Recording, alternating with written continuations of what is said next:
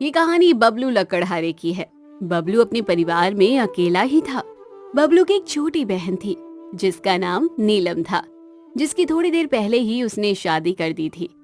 बबलू को अपनी बहन से बहुत प्यार था, क्योंकि माता पिता के बचपन में गुजर जाने के बाद बहन की जिम्मेदारी बबलू पर आ गई थी। उसने अपनी बहन को बड़े लाड प्यार से पाला था। लकड़ी बेचकर उसने सारी उम्र जितना कमाया था उतना ही अपनी बहन की शादी में और दहेज में खर्च कर दिया था। बहन की शादी के बाद अब बबलू बिल्कुल अकेला हो गया था, लेकिन फिर भी उसका इकलौता सहारा उसका गधा चुलबुल था। वो गधा उसके पास काफी लंबे समय से था। गधे ने हमेशा उसका बहुत साथ दिया था। बबलू लकड़ी काट कर लाता और अपने गधे चुलबुल पर लाद के बाजार में जाकर बेच आता। पर अब चुलबुल बूढ़ा हो गया था और बहुत बीमार भी रहने लगा था। चुलबुल, ये दवाई खा लो, जल्दी स्वस्थ हो जाओगे तुम। बबलू अपने गधे चुलबुल को अपने घर के सदस्य की तरह समझता था। वो चुलबुल से हर एक बात साझा करता था।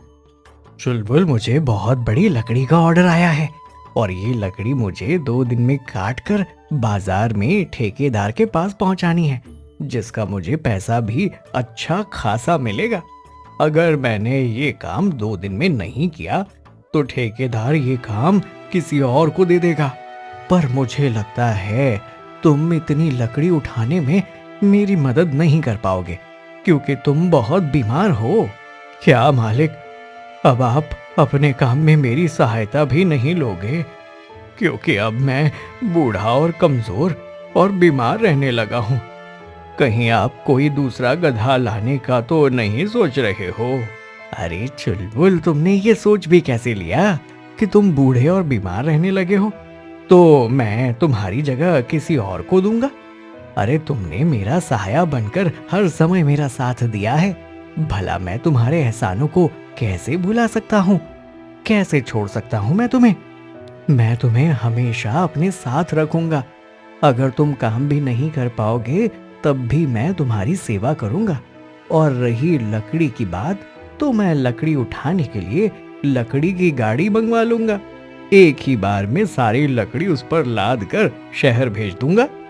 मालिक, आप बहुत अच्छे हैं। सभी को आप जैसे मालिक नहीं मिलते। बबलू ने जीवन में जितना कमाया था वो सब अपनी बहन को पालने पोसने और बड़ा करने में लगा दिया, और फिर जो बचा उसकी शादी में खर्च कर दिया था। बबलू का जीजा बाबूराम इतना लालची और दुष्ट इंसान था कि वो हमेशा अपनी पत्नी नीलम को आगे करके शादी के बाद भी बबलू से पैसे मांगता था। फिर जब अगली सुबह बबलू चुलबुल के साथ लकड़ी काटने जंगल जा रहा था कि तभी सुबह सुबह उसकी बहन घर आती है। अरे नीलम, इतनी सुबह सुबह तुम यहाँ? सब ठीक तो है ना? भैया, बात ही कुछ ऐसी है कि मुझे इतनी सुबह ही आना पड़ा। भैया, मुझे 50,000 रुपए की जरूरत है। जुए में वो घर हार चुके हैं। घर छुड़वाने के लिए 50,000 की जरूरत है। मेरी सास और पति ने मुझे आपसे पैसे लेने के लिए भेजा है। मैं जानती हूँ भैया, मेरे ससुराल वाले बहुत लालची और बुरे लोग हैं, लेकिन मैं क्या करूँ? सब छोड़ छाड़ के भी नहीं आ सकती, तब भी समाज हमें जीने नहीं देगा।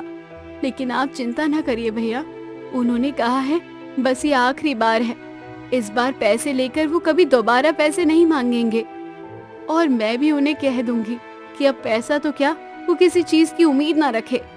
भैया, मैं जानती हूँ कि ये बहुत बड़ी रकम है, लेकिन बस मेरे लिए आखिरी बार। ठीक है नीलम, तू घर जा, मैं कल शाम को खुद पैसे देने घर आऊंगा। बबलू ने सोचा था कि इस बार लकड़ी बेच के रकम भी बड़ी आएगी और इस बार वो पैसे अपनी शादी के लिए जमा करेगा। लेकिन बहन को इतना परेशान देखकर बबलू अपने बारे में सोचना भूल जाता है और बस सोचता है कि किसी भी तरह बहन को उसके ससुराल वाले खुश रखे, और जल्दी ही लकड़ी काटना वो शुरू कर देता है। जहाँ दूसरे लकड़हारे पैसे के लालच में हरे पेड़ों को काटते थे, वहाँ बबलू सूखे पेड़ों की तलाश करके सूखी लकड़ियाँ काट के बेचता था। आज मालिक बड़ी ही जल्दी में लकड़ी काट रहे हैं, कहीं खुद को चोट ना पहुंचा बैठे। लकड़ी काटते काटते बबलू के पैर पर उसकी कुल्हाड़ी लग जाती है। हाय रे, मैं मर गया, मेरा पैर कट गया। अरे अब मैं क्या करूं? बहन के ससुराल वालों को 50,000 रुपए कहाँ से दूंगा? अरे मालिक, ये आपको क्या हो गया? उसका पैर बहुत ही बुरी तरह से कट जाता है बबलू का पैर बहुत बुरी तरह से कट चुका था। वो अपाहिज हो चुका था, अपने पैर पे ठीक से खड़ा तक नहीं हो पा रहा था। वहीं दूसरी ओर नीलम के ससुराल वाले उसको ताना मार मार के उसका बुरा हाल कर देते हैं। करम छली हमारे ही पल्ले पड़ी है, जब से घर में आई है तब से कुछ भी अच्छा नहीं हो रहा है। तू तो कह रही थी कि शाम तक मेरा भाई पैसे लेकर घर पहुंच जाएगा, आज पूरे 5 दिन हो गए हैं, कहाँ है तेरा भाई? माँ जी, मेरा भाई झूठा नहीं है, जरूर वहाँ कोई ना कोई बात हुई है, इसलिए वो नहीं आ पाया। अगर इतना ही सच्चा है तेरा भाई तो चल मेरे साथ घर, अभी के अभी। नीलम को बाबूराम जबरदस्ती घर ले जाता है। जब नीलम अपने भाई को जख्मी पड़ा हुआ बिस्तर पर देखती है तो वो बहुत दुखी होती है। अरे भैया, ये तुम्हें क्या हो गया? ये सब मेरी वजह से हुआ है। मेरे लिए पैसे जोड़ने की जल्दी में तुम्हारा पैर कट गया। तू चिंता ना कर, ये तो मेरी किस्मत थी। जीजा जी आप चिंता ना करें, बहुत जल्द मेरा पैर ठीक हो जाएगा, फिर मैं आपको पैसे दे दूंगा। लेकिन तब तक आप बस मेरी बहन को कुछ ना कहें। अरे तू अपाहिज क्या पैसे देगा, बेकारी कहीं के। साथ में इस भिखारन को भी मेरे पल्ले बांध दिया। बताओ अब मैं पैसे कहाँ से करूंगा? तुम्हारे भरोसे बैठा हुआ था कि पैसे दोगे तो अपने घर को बचा। तभी लालची बाबूराम की नजर चुलबुल पर पड़ती है। हाँ, पैसे ना मिले तो ये गधा ही सही, मैं इस गधे को साथ ले जा रहा हूँ। आज से ये मेरा काम करेगा और जो तुमने 50,000 नहीं दिया वो इससे वसूल करूंगा। जीजा जी ये गलत है, आप चुलबुल को लेकर नहीं जा सकते, वो अब काम करने के लायक नहीं है। वो बहुत बूढ़ा हो चुका है और बीमार भी रहने लगा है। चिंता ना करिए, मैं जैसे ही स्वस्थ होता हूँ आपको पैसे दे दूंगा। अरे ये बीमार और बूढ़ा है, उससे मुझे कोई मतलब नहीं। मैं भी इससे दिन में उतने ही काम लूंगा जब तक मैं खुद नहीं थक जाता। बाबूराम जबरदस्ती बबलू के गधे को साथ ले जाता है। वो इतना बुरा इंसान था कि उसे किसी पे बिल्कुल भी तरस नहीं आता था। वो हमेशा अपने बारे में ही सोचता था। घर लाकर वो चुलबुल से पूरा दिन काम लेता है। उस पर एक सीमा से बाहर जाकर बोझ डालता है, जिस वजह से चुलबुल चल भी नहीं पाता है। हे भगवान, मुझे मुक्ति दे दे, अब मुझसे और बोझा नहीं उठाया जाता। इस इंसान के साथ रहने से तो अच्छा है कि मैं मर जाऊं। कामचोर गधे, तू ठीक से चल भी नहीं सकता, तेरी टांगे इतनी कांप क्यों रही हैं? तू सीधा खड़ा क्यों नहीं हो रहा है? खाने में तो कोई कमी नहीं छोड़ता, उस समय तो तू भर भर के खाता है, काम करने में तुझे मौत पड़ जाती है। चल जल्दी चल, अभी मुझे और भी बहुत काम है, शाम तक काम करना है अभी। नहीं, मुझ पर रहम कीजिए, तरस खाइए मेरे बुढ़ापे पर, मैं बहुत बीमार हूँ। अगर अब आपने मेरे ऊपर और बोझा रखा तो मैं बोझ के तले दब के मर जाऊंगा। अरे लगता है तू ऐसे नहीं मानेगा, अभी बताता हूँ तुझे। बाबूराम चुलबुल को बहुत मारता है और मार मार के उससे सुबह से लेकर शाम तक बहुत काम करवाता है और शाम को बड़ा ही खुश होकर घर आता है। अरे बाबू भाई, तुम्हारे तो बड़े मजे हैं आजकल। जब से तुम्हारे ससुराल वालों ने दहेज में तुम्हें ये गधा दिया है, तब से तो तुम्हारा काम बहुत अच्छा चलने लगा है। मैं क्या कह रहा था बाबू भाई, थोड़ी देर के लिए हर रोज सांझ के समय तुम मुझे अपना गधा दे दिया करो। मुझे जंगल से थोड़ी लकड़ी काट कर लानी होती है, थोड़ा मैं भी इस गधे से फायदा ले लूं। हाँ हाँ, मैंने कौन सा रोका है तुझे? मैं अच्छे पैसे कमा रहा हूँ, तो थोड़े बहुत तू भी कमा लिया कर। ले जा इस गधे को, ये बहुत काम का है, थोड़ी देर तुम भी इसे काम में ले लो। बस कीजिए, मुझ पर रहम कीजिए, सुबह से लेकर मैं काम ही तो कर रहा हूँ, अब तो मुझे थोड़ा आराम कर लेने दीजिए। लेकिन चुलबुल पर ना ही बाबूराम तरस खाता है और ना ही उसका दोस्त। वो भी उससे तब तक काम लेता है जब तक उसका जी नहीं भरता।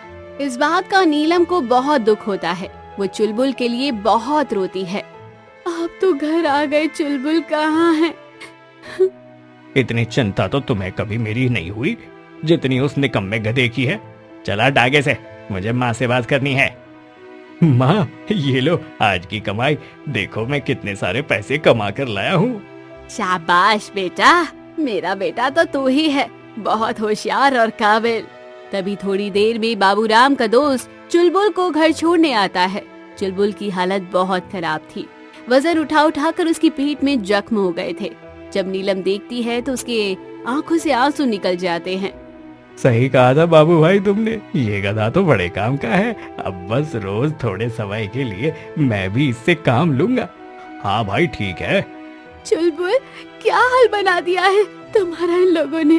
कितने जख्मी हो गए हो तुम, और तुम्हें तो बहुत बुखार भी है। तुम्हारा अगर यही हाल रहा तो तुम मर जाओगे। चुलबुल जमीन पे गिर जाता है। नीलम उसके जख्मों पर मरहम पट्टी लगाने लगती है और फिर उसे ताजा ताजा हरा हरा घास खिलाती है। देख तो बेटा, तुम्हारी बहू इस गधे के प्रेम में कितनी अंधी है। क्या कर रही हो तुम? अरे ये जानवर है और इसका काम ही भार और वजन उठाना है। तुम इसके जख्मों पर मरहम पट्टी लगा रही हो और तुम इसे इतना चारा क्यों खिला रही हो? इतना चारा खिलाओगी तो एक ही दिन में खत्म हो जाएगा। फिर अगले दिन के लिए चारा कौन तुम्हारा बाप लेकर आएगा? लेकिन आप उससे इतना काम ले रहे हैं, उसे अच्छा चारा भी तो खिलाना जरूरी है ना। अगर वो खाएगा पिएगा नहीं तो काम कैसे करेगा? ऐसे तो वो जल्द ही मर जाएगा। तो मैं भी उससे काम तब तक ही लूंगा जब तक उसकी सांसें चल रही है। फिर मर भी जाए तो कोई नहीं, और तुम भी इसके साथ ही मर जाओ। दोनों को एक ही कब्र खोद के दफन कर दूंगा। ये क्या कह रहे हैं आप? सही तो कह रहा हूँ मैं। चल अब हट सामने से, बार बार मेरे सामने आकर खड़ी हो जाती है मनहूस कहीं की। बाबूराम चुलबुल के सामने से आधा चारा हटा देता है। वहीं नीलम को पूरी रात नींद नहीं आती। वो अब समझ जाती है कि इन सब लोगों को सबक सिखाने का समय आ गया है। जब सुबह होती है तो बाबूराम जख्मी और बीमार चुलबुल को फिर से मार मार कर काम पर ले जाने के लिए खड़ा करता है। जैसे तैसे चुलबुल अपने पैरों पर खड़ा होता है। तभी नीलम बाबूराम को रोकती है। रुको, तुम चुलबुल को कहीं नहीं ले जा सकते। अच्छा, तो अब तुम्हारी इतनी हिम्मत कि तुम मुझे रोकने लगो? भूल गई, अगर घर से निकाल दूंगा तो सड़क पर आ जाओगी। भिखारी की तरह भीख मांगनी पड़ेगी। मुझे भिखारी बनना मंजूर है, लेकिन तुम जैसे दुष्ट मतलबी इंसान के साथ रहना बिल्कुल मंजूर नहीं है। वैसे गलती मेरी ही थी जो मैंने शुरू से ही तुम्हारी हर एक बात को माना।